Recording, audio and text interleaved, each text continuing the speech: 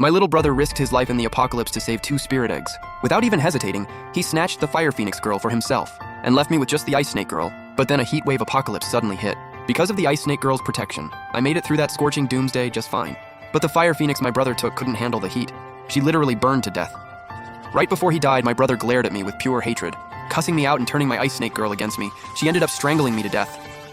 When I opened my eyes again, we'd somehow been reborn, back to the exact day those 2 spirit eggs had just hatched. This time around, my brother still went straight for the Ice Snake girl. He thought as long as he had the Ice Snake girl, he'd cruise right through the heat wave apocalypse. What he didn't know was that for the Ice Snake to keep her powers, she needs to drink fresh blood every single day.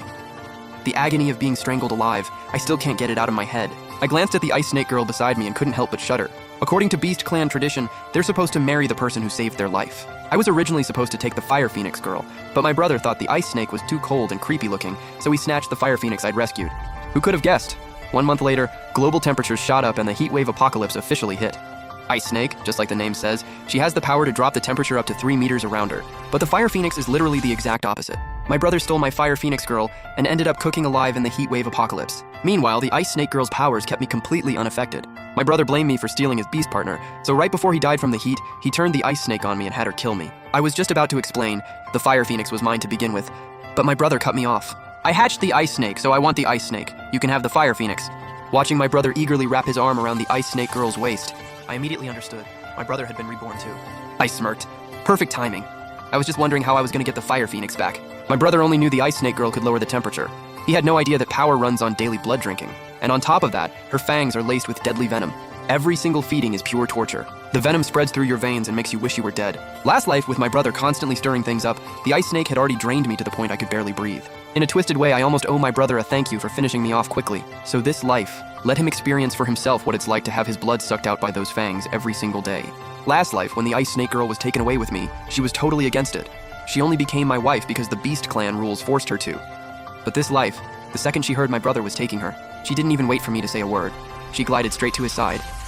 She flicked her tongue lazily, her voice cold and dripping with contempt. Xingchuan, since Xingyu says he's taking me home, I'm his now. Don't come after me. I squinted. Just as I thought, it wasn't only me and my brother who got reborn. My brother heard her words and could barely hide his smug look. He turned and looked at me, his tone oozing with gloating. So, Xingchuan, she chose this herself. Go take that lame phoenix and head home. I let out a quiet laugh. Sure. What kind of older brother would I be if I didn't give my little brother what he wants? As Xingyu walked past me, he deliberately slowed down and gave me a cocky side-eye. He dropped his voice and said right in my ear, bet you don't know what's coming. The heat wave apocalypse is right around the corner. If you can't handle it one day, come kneel at my feet and beg. I might be in a good mood and lend you the Ice Snake for a few days. I laughed to myself. He had absolutely no idea why the Ice Snake had chosen him. I didn't look back at them. I turned and looked toward the corner where a freshly hatched Fire Phoenix was huddled up. She was curled into a ball, feathers not yet fully spread, her whole body shaking uncontrollably. It was the kind of fear that went bone deep. It wasn't until she heard my brother say he was taking the Ice Snake girl that her body relaxed. Just a little. But she still didn't dare look up. I walked over to her. Let's go. The Fire Phoenix girl flinched hard. She instinctively shrank back. Xingchuan, you actually want me? I reached out to pat her head, but she reflexively squeezed her eyes shut.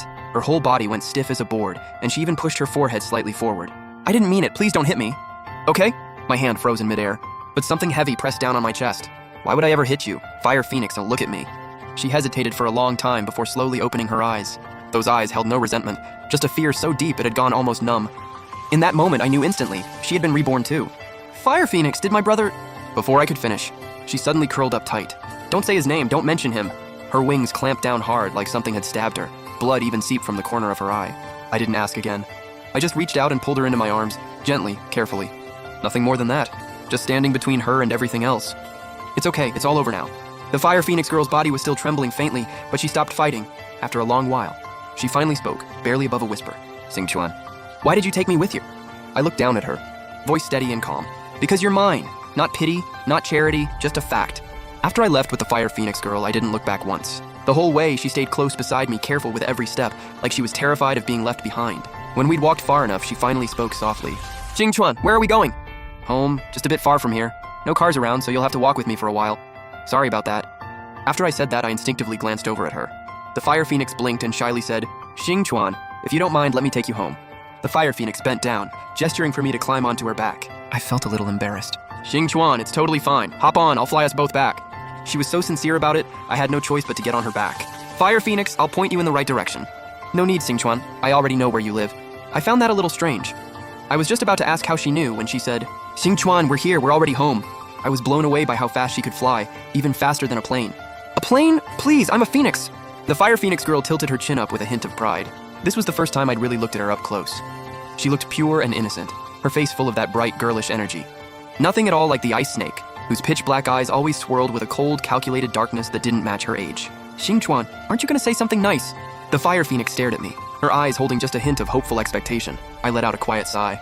Fire Phoenix, you're so sweet. How could he bear to treat you like that? The second I said it, I knew I'd messed up. Sure enough, when I looked at her, the light that had been in her eyes went dark. I quickly apologized.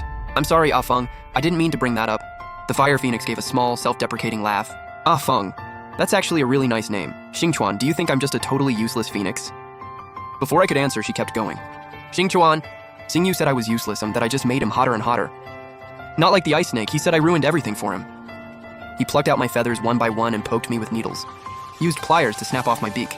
Then he broke my wings and threw me outside to fend for myself. Am I really that much worse than the ice snake?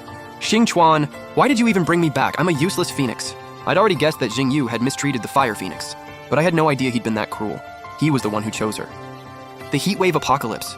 Nobody could have seen that coming. Why was he putting all the blame on her? No, Ah Feng, listen to me. You're not what he said. You're amazing. Way better than you give yourself credit for. Xingchuan, I know you're just trying to make me feel better.